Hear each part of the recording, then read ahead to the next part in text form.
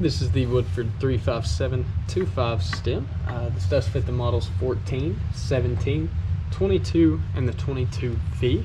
It really just depends on the length of the stem that you're needing for the faucet. A couple things about the stem is on the end here, you can see it has the splines.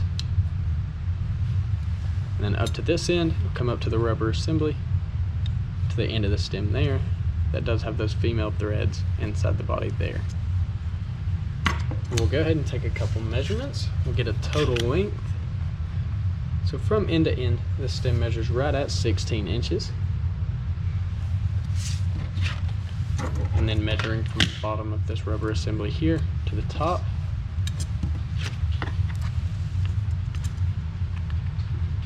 So it measures right at about 1.25 inches. And then up to the brass part.